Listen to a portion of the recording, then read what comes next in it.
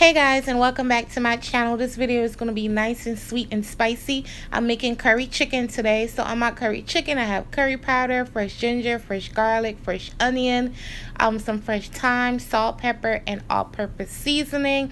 You want to mix this up really well and allow it to marinate. That's the most important step. Marinating your meat. Get it all up in there nice and good. And then we're going to cook this off. So to my pan, you want to add some coconut oil.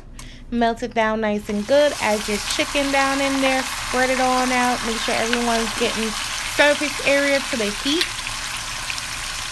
Then what you want to do is you want to cover this up on medium-low heat so it can make its own juice.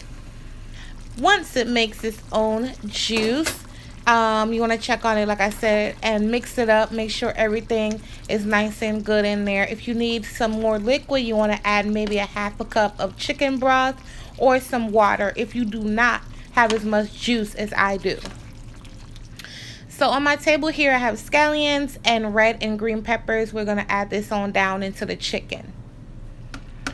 Alright, so once I add this down in here, you're going to cover this back up and let it continue to cook until the meat is basically falling off the bone and it's nice and tender and ready to go.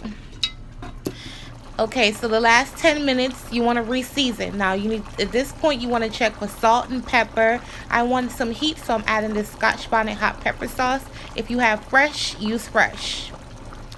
Alright, so this is it. I got my steamed white rice, nice and fluffy. And now here's my chicken. Unfortunately, I did not record a clip with the plated dish, but at this point you guys get the point of the chicken. Like, you know, at this point you see what's going on.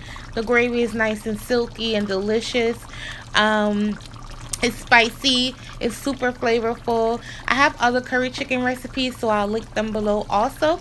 If you try this recipe, please take pictures and tag me. And yeah, let me know what you guys think, and I'll catch you next time on my next video. Bye guys.